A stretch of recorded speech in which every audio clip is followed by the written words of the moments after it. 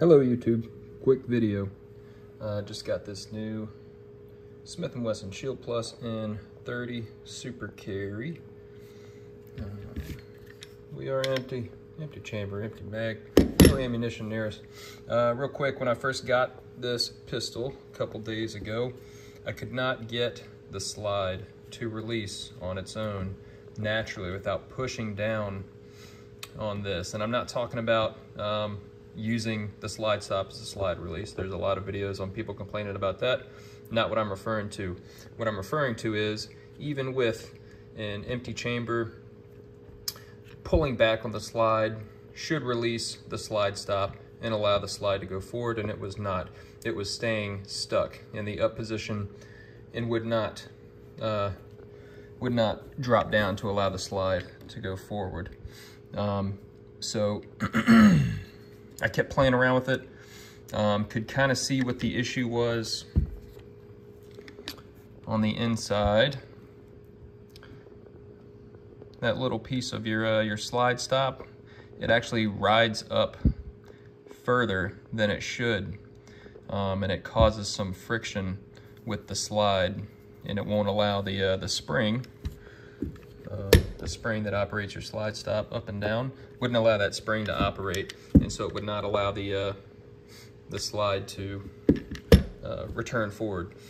Even if, let's say, you were to insert a magazine and you went to just slingshot it, pull back on the slide, let it go, it would not go forward. It would stay stuck back, which is a huge issue, right? This is a carry gun.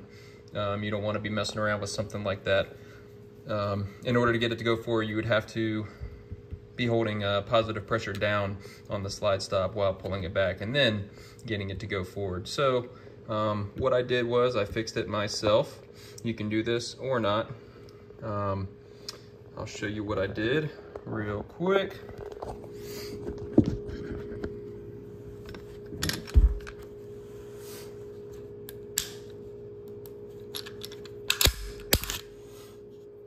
So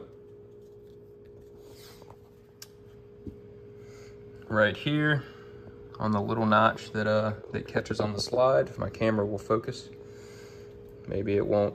I just took a small jeweler's file to it and kind of rounded that this top edge to it. Let's see if I can get it on video. But I just took a little jeweler's file to it, and just right on this top edge of it here, just kind of rounded that off just a little bit, polished it a little bit with this very, very fine file, just a little bit.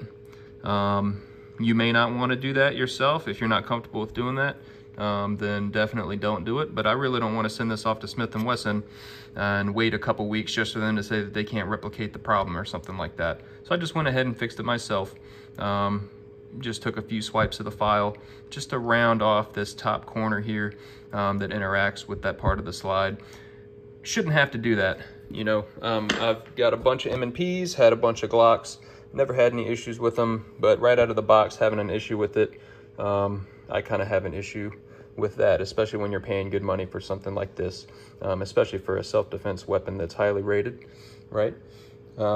But just a quick video on that. If you're having that same issue to where you can't get the slide to go forward by naturally pulling back on the slide and allowing this spring to drop it down, allow the slide to go forward. If you're having that same issue, that might be something that you want to look at. Just kind of taking that top little edge and kind of rounding it off. And now it seems to work just fine.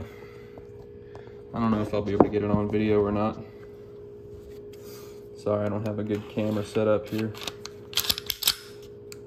But before, like this, you weren't able to pull back and have it drop down to return to battery.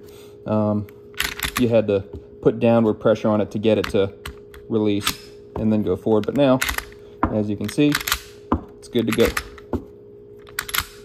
Thank you.